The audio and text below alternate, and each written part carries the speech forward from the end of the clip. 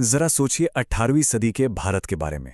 एक ऐसा वक्त जब मुगल सल्तनत की पकड़ ढीली पड़ रही थी, मराठा ताकत उत्तर की तरफ बढ़ रही थी और चारों तरफ बस अफरा तफरी का माहौल था। और इसी उथल पुथल के बीच एक ऐसा हीरो उभर कर सामने आया जिसकी किसी ने कल्पना भी नहीं की थी। सोचिए, उन्हें भारत का प्लेटो कहा गया। एक किसान समुदाय से आने वाले शासक को इतनी बड़ी उपाधि क्यों मिली?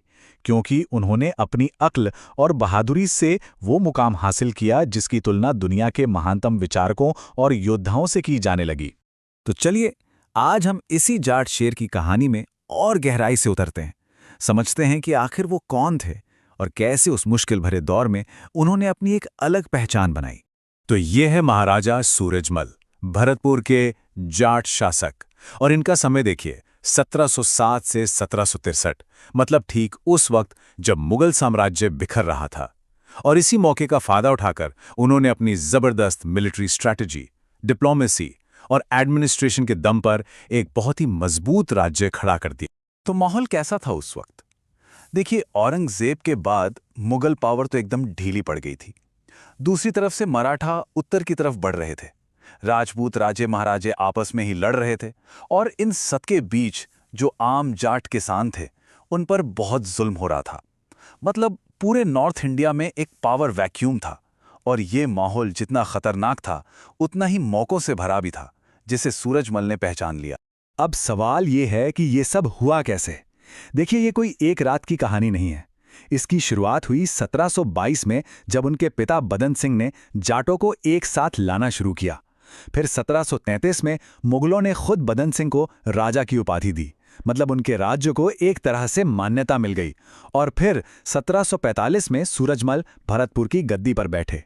तो आप देख रहे हैं, ये कोई अचानक हुई क्रांति नहीं थी, बल्कि एक बहुत ही सोची समझी लंबी रणनीति का नतीजा था।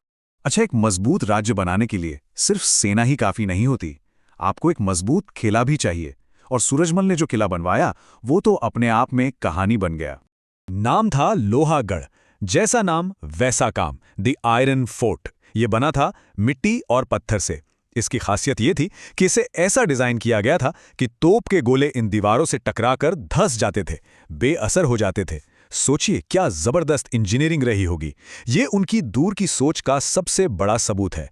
एक ऐसी राजधानी जो उस जमाने की सबसे बड़ी मिलिट्री टेक्नोलॉजी को भी बेकार कर दे। और इसका नतीजा ये कि उस दौर की हर बड़ी ताकत, मुगल, मराठा, यहां तक कि बाद में अंग्रेज, सबने कोशिश की, लेकिन कोई भी इस किले को जीत नहीं पाया। इसने लोहागढ़ की जो रेपुटेशन बनाई वो आज तक कायम है। लेकिन एक महान राजा सिर्फ किलों और लड़ाइयों से नहीं बनता। सूरजमल की असली जीनियस तो इस बात में थी कि वो एक बेहतरीन प्रशासक थे, कि वो अपनी जनता पर राज कैसे करते थे। उनके राज करने का जो पूरा तरीका था उसे हम एक सिद्धांत में समझ सकते हैं। और वो सिद्धांत इस एक लाइन में छिपा है: राजा वही है जो प्रजा का पेट भरे, ना कि खजाना। मतलब साफ था, असली राजा वो है जो अपनी जनता को खुशहाल रखे, सिर्फ अपना खजाना भरने पर ध्यान ना दे। ये बात उस जमाने के हिसाब से बहुत बड़ी थी। और ये सिर्फ कहने की बात नहीं थी, उन्होंने इसे लागू भी किया। देखिए, किसानों पर टैक्स बहुत कम, जमींदारों के शोषण से उन्हें बचाया, न्याय का सिस्टम एकदम सीधा और सरल, और सबसे बड़ी बात, पूरी तरह से धार्मिक आज़ादी। इन्हीं वजहों से उनका राज्य आसपास की मारकाट और अफरा-तफरी के बीच एक शांत और खुशहाल जगह बन गया था। और जब आपका घर मजबूत हो तभी आप बाहर दुनिया को चुनौती दे सकते हैं। इसी मजबूत नींव के दम पर सूरजमल ने हिंदुस्तान की बड़ी बड़ी ताकतों को चुनौती दी। साल था 1753। सूरजमल ने वो कर दिखाया जो उस समय कोई सोच भी नहीं सकता था। अपनी जाट सेना लेकर सीधे दिल्ली पर चढ़ाई कर दी, मुगल साम्राज्य के दिल पर। और इसका असर क्या हुआ? उन्होंने दिल्ली के आसपास के इलाकों पर कब्जा कर लिया, जिससे मुगल बादशाह की ताकत सीधे सीधे कम हो गई। और तो और आगरा जैसा बड़ा शहर जो मुगलों की शान हुआ करता था, उसे भी अपने राज्य में मिला लिया। सोचिए, पहली बार एक जाट राजा ने दिल्ली के तख्त को झुका दिया था। इसने पूरे पावर बैलेंस को ही बदल कर रख दिया। अब कहानी उस मोड़ पर आती है जो शायद भारतीय इतिहास के सबसे अहम पलों में से एक है। साल 1761, पानीपत की तीसरी लड़ाई। एक ऐसी लड़ाई जहां सूरजमल की सलाह मांगी तो गई, लेकिन अफसोस उस पर अमल नहीं किया गया। सूरजमल ने मराठों को बहुत साफ और प्रैक्टिकल सलाह दी थी पहला, ये भारी भरकम तोपें छोड़ दो, फुर्ती से लड़ो, जिसे गुरिल्ला वॉरफेयर कहते हैं।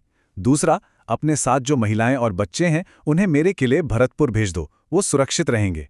और तीसरा, दुश्मन की सप्लाई लाइन काट दो, उन्हें भूखा मारो। ये सलाह उनके अपने तजुर्बे पर आधारित थी। लेकिन मराठा लीडरशिप ने उनकी एक न सुनी। उन्हें अपनी बड़ी सेना और पारंपरिक तरीकों पर बहुत घमंड था। उन्होंने सूरजमल की सलाह को नज़रअंदाज कर दिया। और नतीजा हम सब जानते हैं। मराठों की इतनी भयानक हार हुई जिसने भारतीय इतिहास का रुख ही मोड़ दिया। और आज भी कई इतिहासकार यही मानते हैं कि अगर उस दिन मराठों ने सूरजमल की बात मान ली होती तो शायद पानीपत का नतीजा कुछ और ही होता। 1763 में एक लड़ाई में महाराजा सूरजमल वीरगति को प्राप्त हुए। उनका जीवन भले ही खत्म हो गया, लेकिन उनकी विरासत, उनका असर आज भी जिंदा है। मशहूर इतिहासकार आरसी मजूमदार ने उनके बारे में क्या लिखा है, जरा देखिए। सूरजमल उत्तरी भारत का सबसे बुद्धिमान और दूरदर्शी शासक था। ये शब्द अपने आप में उनकी काबिलियत बयां करते हैं। तो आखिर हम उन्हें महान क्यों मानते हैं? क्योंकि उन्होंने किसानों को ध्यान में रखकर राज करने का एक मॉडल बनाया। क्योंकि उन्होंने ऐसे किले बनाए जिन्हें कोई जीत नहीं सका। उन्होंने अपना राज सिर्फ तलवार के दम पर नहीं, बल्कि दिमाग और रणनीति से बढ़ाया। उस नफरत भरे दौर में भी उन्होंने सभी धर्मों को बराबर सम्मान दिया। और सबसे बढ़कर उस वक्त की सबसे बड़ी ताकत मुगल साम्राज्य को सीधी चुनौती दी। और यहीं पर एक बड़ा सवाल उठता है कि अगर हमारा इतिहास बिना किसी भेदभाव के लिखा गया होता तो क्या महाराजा सूरजमल का नाम भी भारत के सबसे महान सम्राटों में शामिल नहीं होता? ये एक ऐसा सवाल है जो हमें सोचने पर मजबूर करता है कि इतिहास कैसे लिखा जाता है और अक्सर कुछ हीरो पन्नों में कहीं खो क्यों जाते हैं।